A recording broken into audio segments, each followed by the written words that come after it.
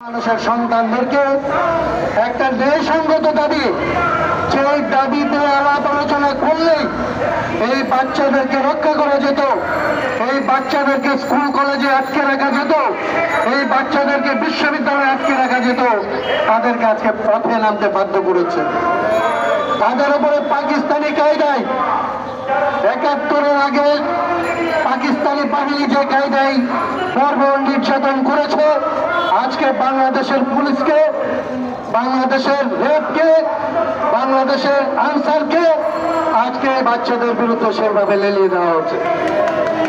সংগ্রামী সাথী বন্ধুরা, সাধারণ অভিভাবক হিসাবে, সাধারণ নাগরিক হিসাবে, সাধারণ বিবেক সম্পন্ন যে কোনো মানুষ এই ধরনের নিপীড়ন, এই ধরনের নির্যাতন, এই ধরনের খুন খারাপি, এই ধরনের গুলিগালাজ, এই সব কিছুর বিপক্ষে।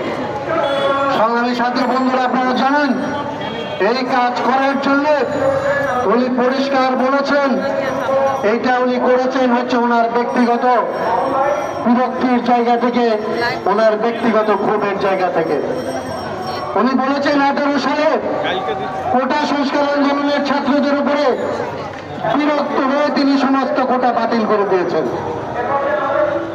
উনি যদি আসলে ওই সময় কোটা বাতিল না করে ছাত্রদের যে দাবি ছিল, সাধারণ মানুষের যে দাবি ছিল, এই কোটার যদি সংস্কার করত, তাহলে আজকে আদালত যেটা বলছে যে বিভিন্ন প্রতিষ্ঠানের জন্য, বিভিন্ন সংস্থার জন্য, বিভিন্ন জাতিগোষ্ঠীর জন্য যেই ধরনের কোটা ন্যূনতম রাখা প্রয়োজন ছিল, সেগুলি রেখে এই কোটা ব্যবস্থার একটা সংস্কার করে মুক্তিযোদ্ধার সন্তানেরা হাইকোর্টে যাওয়ার কোনো প্রয়োজন পড়তো না।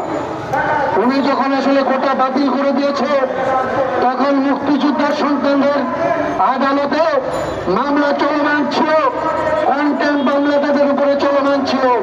উনি যখন কোটা বাতিল করেন, আদালতকে অবজ্ঞা করে, আদালতের সাইকেল উপেক্ষা করে, আদালতের অবমাননার মামলাকে অবমাননা করে তিনি তখন কোটা বাতিল করেছেন।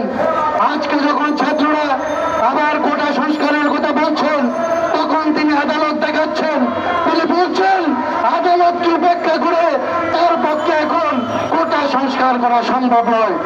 উনি যখন ইচ্ছে আদালতকে অবমাননা করেন, আদালত অবমাননা করে কোটা বাতিল করেন, যখন সংস্কারের প্রয়োজন হয় তখন আবার তিনি জনগণকে আদালত দেখান।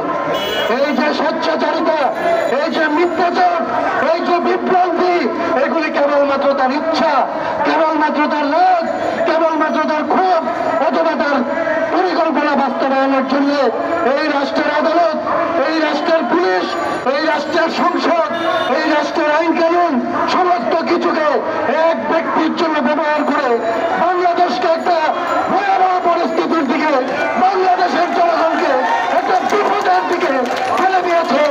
এই ব্যবস্থার উৎপাদন করতে হবে, এই ব্যবস্থা বাতিল করতে হবে এবং বাচ্চাদের আজকের যে দাবি, সেই দাবি বাস্তবায়ন করতে হবে।